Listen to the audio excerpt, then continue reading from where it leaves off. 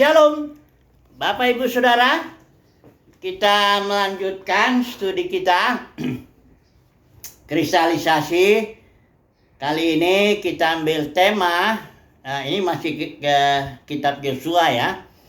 Kita ambil tema dari pasal 5. Ini tentang penyunatan dan merayakan hari Paskah di Gilgal. Pada waktu itu Israel sudah menyeberang bersama dengan Yosua Sungai Yordan. Jadi masa persiapan itu sudah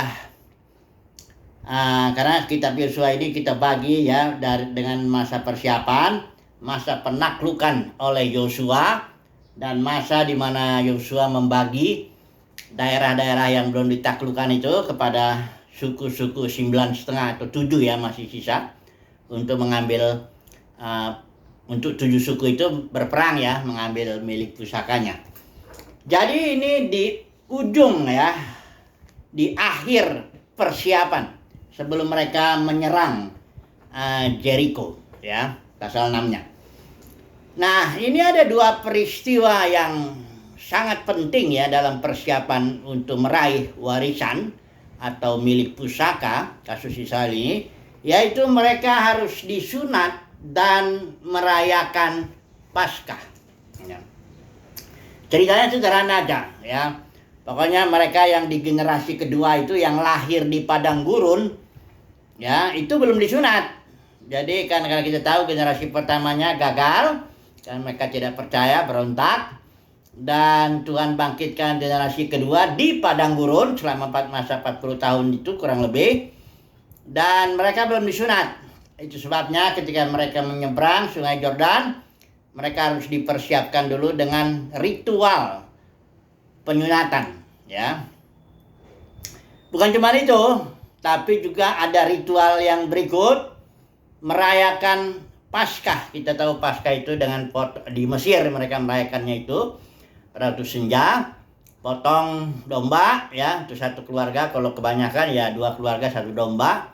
Darahnya ditempel di kusen pintu itu, kemudian mereka makan dagingnya di dalam ya. Jadi mereka makan daging anak domba itu, kemudian nanti malaikat maut lewat, dan kalau malaikat maut lihat darah, dia tidak masuk ke dalamnya untuk membunuh anak sulungnya.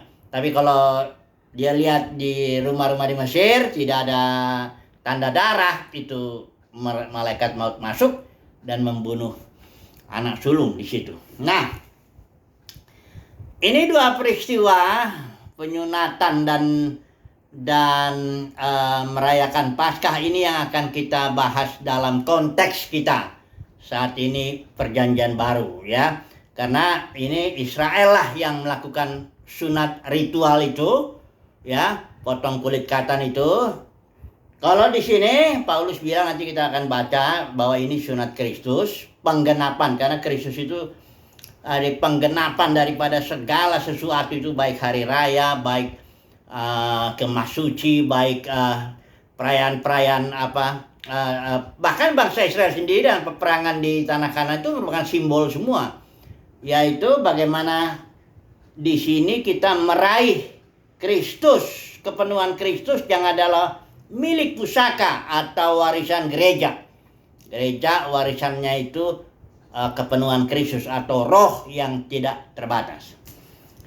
Coba dulu ya, kita lihat dulu, kita bicara dulu yang pertama tentang sunat ya. Oh, ada satu hal peristiwa lagi di sini, bahwa setelah itu mereka nggak makan lagi, nggak makan mana ya. Mana itu makanan mereka Israel ketika mereka sedang di padang gurun. Tapi begitu mereka masuk ya, dikatakan di sini ayat 11 saya baca aja. Lalu pada hari sesudah Paskah mereka makan hasil negeri itu ya, yaitu milik pusakanya itu, yakni roti yang tidak beragi dan berti gandum pada hari itu juga. Lalu berhentilah mana itu pada keesokan harinya setelah mereka makan hasil negeri itu. Jadi ada 3 hal ya. Jadi ya kita yang pertama sunat, kedua merayakan Paskah, ketiga tidak makan lagi mana ya. Apa ini artinya ya? Nanti oke, saya satu dulu. Sunat dulu sekarang. Dalam Kolose saya baca aja ini versi LAI. Sunat yang dilakukan oleh Israel itu tidak harus dilakukan oleh orang Kristen.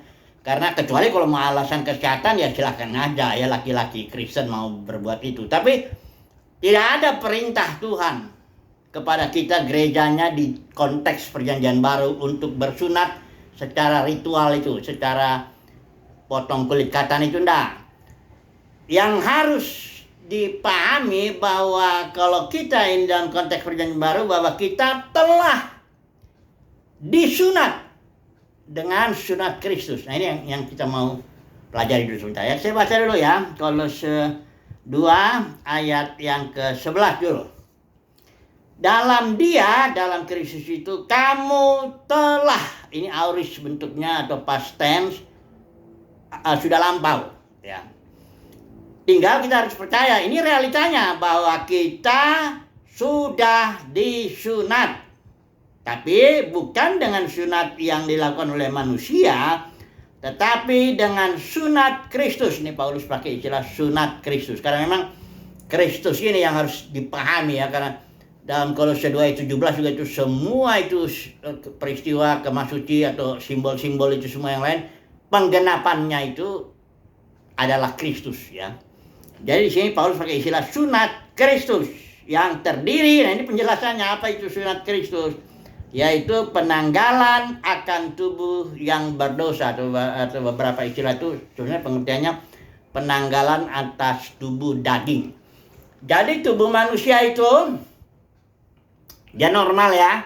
Ketika itu Adam jatuh, maka seluruh keberadaan kemanusiaan kita itu Alkitab menyebutnya daging. Sark, istilah Yunani itu daging itu artinya keseluruhan tubuh jiwa roh ya dalam kemanusiaan kita yang sudah jatuh dalam dosa. Yang mana nanti ini tubuh atau tubuh daging kita karena kekuasaan dosa bentuk tunggal itu Roma 6 ayat 6 ya. Karena manusia lama kita telah disalib. Ini manusia lama sama dengan kedagingan itu ya, seluruh kemanusiaan itu yang sudah jatuh dalam dosa. Karena itu ya Roma 6 ayat 6 karena manusia lama kita telah disalib ya, sehingga tubuh kedagingan ya, tubuh daging kita hilang kuasanya sehingga kita tidak lagi memperhamba diri kepada dosa. Perhatikan dulu, dosa ini bentuk tunggal. Inilah personifikasi iblis di dalam tubuh kita. Iblis bekerja melalui keinginan melalui tubuh ini. Tapi jangan salah, bukan tubuh itu berdosa sehingga kita harus siksa dia. Ya. Banyak agama-agama di dunia menyiksa tubuhnya dengan supaya kekuatan the power of sin atau kuasa dosa itu hilang. Bukan begitu. Yang disalib itu bukannya kuasa dosa, bukan juga tubuh ini, tapi manusia lama ini yang sudah disalib. Sehingga ketika dosa ini yang memang berdiam dalam tubuh ini, kuasa dosa, personifikasi iblis ini, ketika dia datang mau mencobai, dia tidak mendapat respon daripada tubuh kita. Sehingga kita nggak memperhambakan diri. Saya sudah pernah beri contoh itu ya, mengenai itu bahwa artinya dulu saya suka rokok, ketika kuasa atau manusia lama saya disalib, saya percaya itu. Ya, percaya dulu baru mengalami. Saya percaya manusia lama saya sudah disalib, kedagingan itu sudah disalib. Maka tapi dia inaktif, dia ada dalam tubuh saya. Hawa nafsu rokok itu tetap ada sampai kapanpun karena saya sudah lama sekali ya merokok. Jadi ketika datang hawa nafsu rokok itu, tidak ada lagi dia respon dalam tubuh saya. Ya. Kecuali kalau saya memang sengaja mau ambil itu rokok 1 batang, 2 batang, 3 batang, barangkali 4-5 batang saya sudah menikmati lagi. Menjadi perokok berat lagi kan. Karena hawa nafsu merokok itu hanya dibikin inaktif oleh kuasa salib. Oleh sunat Kristus. Dia hanya inaktif saja, bukan berarti dia hilang. Ya. Jadi kalau dipancing dia, cepat dia bisa bangkit lagi. Sama, hawa nafsu yang lain juga begitu, sama. Semuanya hanya dibikin inaktif. Inaktif itu bukan berarti mati, hilang selamanya, bukan begitu. Tapi dia kayak singa hawa nafsu rokok itu ada, singa hawa nafsu seks atau apa itu semua ada. Hanya dia diredakkan, ditidurkan. Nah, kalau makanya jangan coba-coba bangun singa tidur, karena dia pasti akan aktif seperti kekuatan singa lah ya. Jadi penggenapan daripada sunat Israel yang secara lahiriah itu potong kulit katan, penggenapannya adalah manusia lama kita atau kedagingan kita disunat, dipotong, dalam arti kuasanya dibikin inaktif. Sehingga kita tidak lagi memperhamba diri ketika dosa datang menyerang kita nggak respon. Memang sudah inaktif dia. Kira-kira begitu. Yang penting adalah ini penggenapannya, bukan kita melakukan ritual. Ini Paulus dalam suratnya seluruhnya itu sebenarnya intinya. Paulus menekankan itu kita harus mengalami secara spirit. Ini sunat di sini istilahnya kalau dalam Roma 2 ayat 29-nya ada juga ya. Coba saya baca dulu. Roma 2 ayat 29 ya. Ayat 28 kita baca dulu. Sebab yang disebut Yahudi bukan orang yang lahiriahnya Yahudi, artinya yang ritual-ritual dan sebagainya itu kayak kejahudiannya kayak gitu. Dan yang disebut sunat bukanlah sunat langsung secara lahiriah, tetapi orang Yahudi sejati ialah dia yang nampak kejahudiannya, dan sunat ialah sunat di dalam roh. Ini terjemahannya sebenarnya. Sunat di dalam roh itu secara rohani, bukan secara hurufiah ya. Jadi Paulus dalam seluruh tekanannya ini dalam perjanjian surat-suratnya itu, dia sangat menekankan bahwa manusia batinnya, Christ in you, itu Kristus itu penggenapan dari semua. Kolose 2 ayat 17, dari semua sunat itu, Paskah itu, kemah suci, atau semua ya aturan-aturan itu, hukum Taurat itu semua sudah digenapi oleh Yesus itu mati bangkit. Dan di dalam kitab penggenapannya adalah Christ in you itu, batinnya. Maka orang Kristen kalau memang benar-benar dia mau ikut Tuhan, dia nggak akan bersandar kepada perkara-perkara yang lahiriah. Ibadah juga bukan dia pergi ke sana di gunung ini, gunung itu, ritual ini, ritual itu, denominasi ini, denominasi itu, nggak itu lagi. Tapi ibadahnya udah dalam roh, artinya dia mengikuti pimpinan Kristus yang dalam batin, dalam kehidupan dia sehari-hari, entah sebagai ayah, entah sebagai pebisnis, atau sebagai bekerja atau mahasiswa, atau sebagainya. Itu ibadahnya. Jadi beda kalau dalam kekristenan, masih pada umumnya ya, masih banyaklah para pemimpinnya itu yang berbicara hal-hal yang lahiriah, memberikan bahkan aturan-aturan agamawi. Haruslah kamu kebaktiannya di sini ya, jangan tinggalkan. Dia kutip lagi Ibrani 10 ayat 25, jangan tinggalkan pertemuan itu. Padahal pertemuan itu maksudnya pertemuan dalam roh itu, episinagoge istilah Yunaninya. Epi di atas, sinagoge itu pertemuan. Dia bilang lagi kau harus bayar perpuluhan, karena itu tidak dihapuskan itu katanya. Memang ketika Yesus itu mati bangkit itu dia menggenapi, tapi hanya ya misalnya kalau kita nggak perlu lagi mau minta pengampunan, motong domba, tapi kalau hukum perpuluhan, hukum-hukum yang lain ya masih gitu.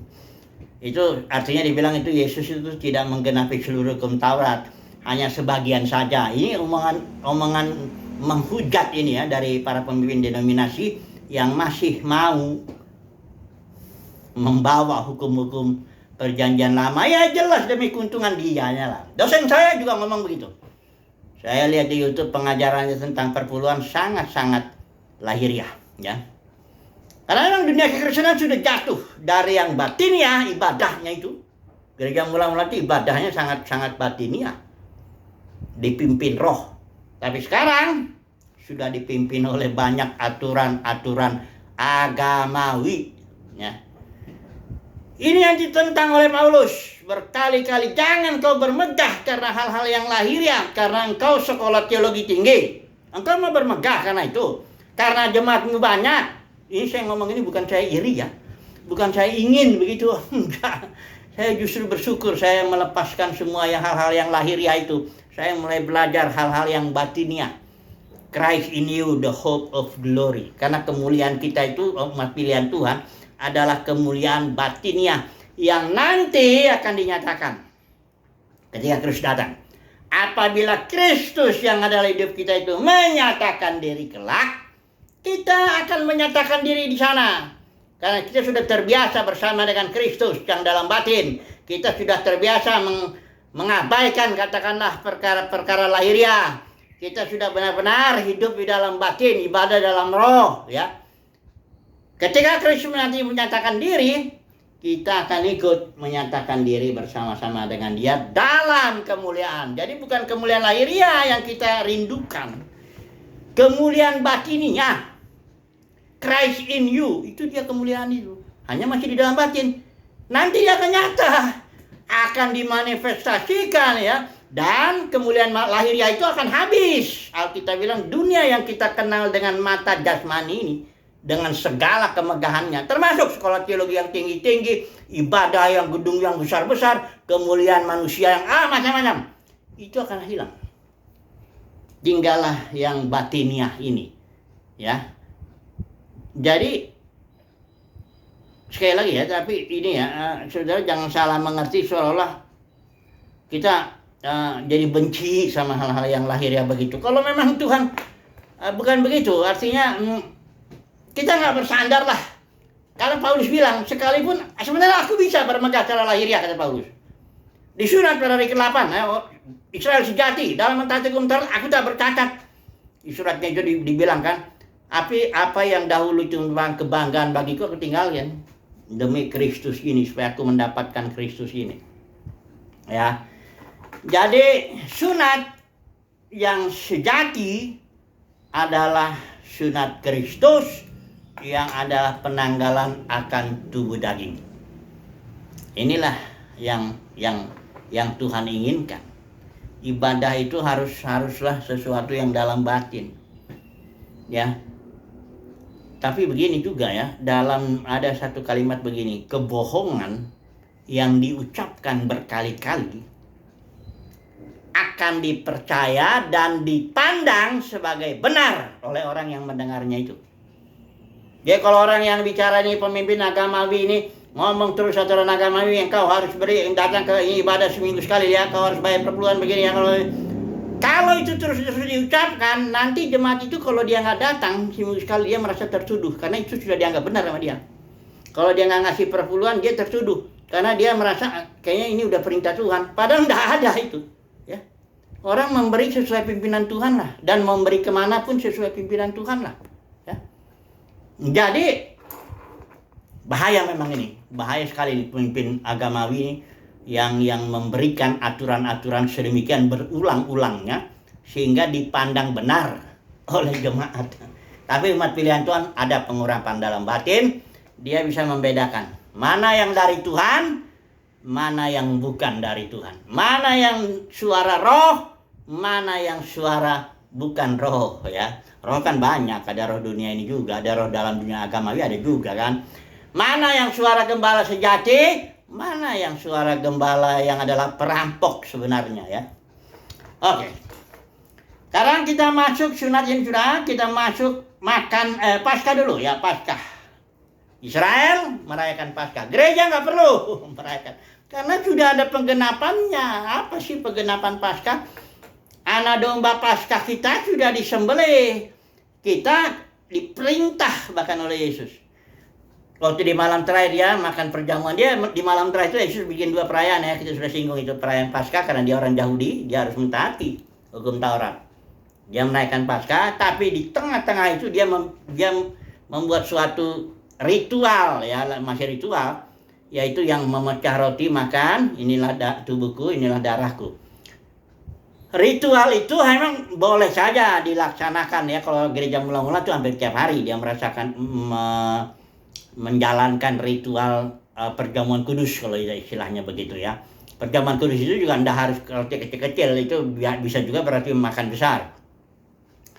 Tapi yang realitanya itu the power of the cross yang saya bilang itu sunat atau pemotongan tubuh daging itu oleh kuasa salib, itu yang harus dialami ya dalam hidup kita hari lepas hari. Itulah caranya memperingati hari Paskah itu. Kalau Israel merayakan hari Paskah, kita di sini merayakan the power of the cross setiap hari. Kalau mau kita melakukan ritualnya, boleh kita bikin perjamuan kudus. Ya. Itu dia kalau gereja ya.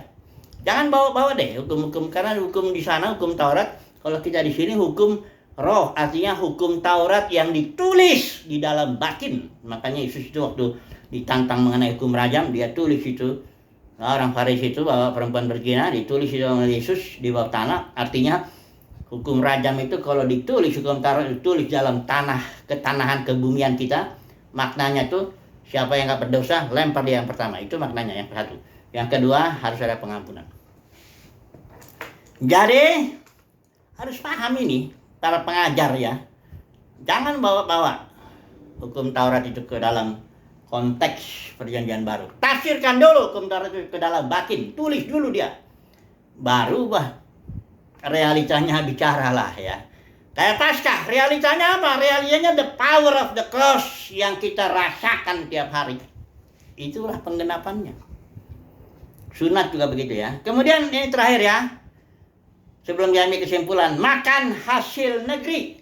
Ya, orang Israel setelah masuk ke tanah perjanjian, habis sunat, terus dia perayaan Paskah, kemudian dia makan hasil negeri itu, dan mana enggak lagi. Ya. Jadi ini maknanya apa? Apa artinya makan? Ya kalau orang Israel itu di Mesir makannya memang enak, daging, bawang prei, semangka dan sebagainya, banyak sangat. Kemudian di padang gurun ketika dibentuk Tuhan, makanannya yang nggak terlalu enak secara Israel makanya bosan. 40 tahun makan mana itu kayak roti gitu ya. Kemudian kita makan masuk ke tanah perjanjian, makannya lebih enak lagi ya. Apa artinya makan penggenapan itu dalam perjanjian baru? Ya. Yesus sudah bilang sendiri, barang siapa makan aku, dia akan memiliki hidup, life atau joy di dalam dirinya, bertumbuh dia. Jadi orang Kristen yang mau bertumbuh dalam joy, dalam life itu hayat Kristus itu masuk dalam batin kita. Di dalam hayat inilah terkandung kasih Kristus, sukacita Kristus, damai sejahtera Kristus, kasih sukacita, damai sejahtera, sabaran, kebenaran, kebaikan, kesian, kelemah lembutan, dan penguasaan diri Kristus. Itu terkandung di dalam secara potensial di dalam hayat. Dan kalau kita terus makan Kristus, maka hayat ini bertumbuh, maka kita hidupnya berkelimpahan. Berkelimpahan dalam kasih, sukacita, damai sejahtera Kristus dan sebagainya. Yohanes 10:10, aku datang supaya mereka mempunyai hayat joy dan mempunyainya bertumbuh dalam segala kelimpahan. Gak ada kaitan itu dengan materi ya. Jangan comot ayat di luar konteks. Kemudian apa artinya makan berikut? Artinya Yesus bilang gini, makananku adalah melakukan kehendak Dia yang mengutus aku. Jadi kalau orang Kristen itu berusaha mengerti kehendak Bapa dan menjalankannya, dia itu sebenarnya sedang makan. Sedang bertumbuh dia, makan dia. Ya, makin dia melakukan kehendak Bapa dalam hidupnya hari lepas hari, makin makan dia. Ya, enggak merasa kering ya. Nah, kalau orang Kristen sibuk melakukan kegiatan agamawi, hari Senin ini, Selasa ini, Rabu, terus dia capek, aduh, aku capek ini, kering rasanya ya, burn out ya. Akhirnya dia berarti tidak sedang makan. Berarti dia melakukan ritual agamawi itu tidak dalam kehendak Bapa. Kalau dia melakukannya dalam kehendak Bapa, kalau dia melakukannya karena memang dia itu perintah Bapa, ya dia akan makan, dia seger lah. Ya. Makin dia melakukan kehendak Bapa, makin seger ya. Rohnya orang makan kok, ya. Makan Kristus ya. Ya. Yang berikut, makan juga artinya apa? Ini kita ambil kasus Yosua dengan Kaleb. Waktu Yosua dengan Kaleb itu melihat tantangan. Dia lihat tantangan itu. Kan pengintai itu ngasih, 12 pengintai itu yang 10 ngasih perintah, ngasih laporan tuh nakut-nakutin. Oh di sana temboknya tinggi-tinggi sampai ke langit, itu orangnya gede-gede, kita kayak belalang dan sebagainya. Ya, tapi Kaleb bilang, jangan takut, mereka akan kita telan. Artinya ini makanan ini. Yang bagi orang yang nggak percaya Tuhan itu malah ketakutan, menganggap tantangan, mengerikan, akan membunuh mereka. Tapi bagi Kaleb, Yosua yang memiliki spirit yang berbeda, dia lihat tantangan itu adalah makanan. Kita telan dia. Ini dia. Jadi saudara dan saya, kalau orang kan banyak teologi sukses kemakmuran itu juga ngajarin gitu. Kalau engkau banyak masalah, engkau itu tanda nggak diberkati. Kalau engkau banyak penyakit, wah itu tanda nggak diberkati tuh. Kalau engkau punya masalah keuangan ya, bangkrut dan sebagainya, itu tanda nggak diberkati. Kalau engkau punya banyak masalah dalam rumah tanggamu, itu juga tanda tidak diberkati. Saudaraku, saya mesti bilang masalah terbanyak, tentu Yesus yang paling banyak bermasalah lah ya dalam hidupnya ya. Paulus juga, itu sangat-sangat paling banyak masalahnya. Sama, kalau dia pernah jajarin masalahnya itu, banyak sekali. Tapi itu bagi Paulus justru menjadi makanan dan bukti bahwa dia itu diutus Tuhan. Ya. Jadi bagi kita umat pilihan Tuhan, bukan hanya dipanggil ya, tapi dipilih. Masalah-masalah, tantangan ya bagi orang yang umumnya orang Kristen menganggap itu masalah, tantangan, penderitaan apa semuanya, kegagalan, bagi kita itu makanan. Justru itu yang membuat kita bertumbuh. Karena kita makan. Datang masalah satu, makan kita. Datang masalah kedua yang lebih berat, makan. Makin berat makanannya, makin mantap itu makannya. Kenapa orang Kristen lemah kadang-kadang ya? Kayak nggak bertenaga, doa capek, malas, baca Alkitab malas, beritakan firman malas, apa-apa. Lemah dia ya, kayak orang kurus kering, nggak ada bertenaga. Kenapa? Karena makanannya, masalahnya kurang berat. Masalahnya remeh. Ya itulah makanya jadi kalau Watchman ini bilang gini, kenapa ya orang Kristen pelayanannya kurang bertenaga gitu. Ya, Watchman ini bilang, they're suffering not abundant. Maksudnya penderitaan mereka tuh nggak berlimpah, penderitaan karena masalah itu. Artinya tegasnya gini, masalahnya terlalu sedikit sih. Jadi itu makanan yang kurang bermutu itu, kalau masalahnya sedikit. Tapi kalau masalahnya makin banyak, itu dia.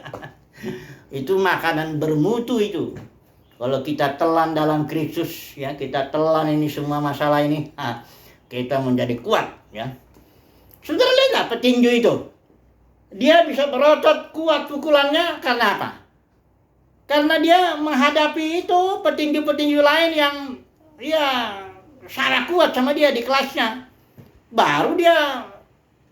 Atau gini lah, Israel, kenapa Israel kok jago sih, dia kuat banget dia dalam berperang? Ya karena dia selalu dikelilingi musuh terus. Di sekeliling dia, saya ingat tuh perang 6 hari itu yang 1967 itu, Jenderal Nosedayan, itu sudah hampir mati Israel secara manusia tuh kalau. Tapi karena dia udah biasa dia. Jadi otot rohani kita tuh harus dilatih dengan makanan yang bermutu. Makanan yang berat ya. Jadi kalau ada kena masalah itu bukan tanda nggak diberkati, justru itu tanda kita ini orang yang diutus Tuhan ya. Asal makanlah itu, nikmatilah itu ya. Oke lah, kita ambil kesimpulan. Kesimpulannya apa? Kesimpulannya kita harus dipersiapkan sebelum meraih milik pusaka kita. Milik pusaka kita adalah kepenuhan Kristus. Milik pusaka kita adalah Roh yang tidak terbatas. Bagaimana kita harus dipersiapkan untuk menghadapi itu? Pertama ya kita harus disunat. Sunat Kristus, kita harus paham itu. Kedua, itu Paskah, the power of the cross harus kita alami dulu hari lepas hari. Kemudian makanan kita juga hari lepas hari harus yang bermutu lah, supaya kita siap nanti taklukan Jericho, taklukan itu apa semuanya, untuk meraih warisan kita, yaitu kepenuhan Kristus. Haleluya. Amin.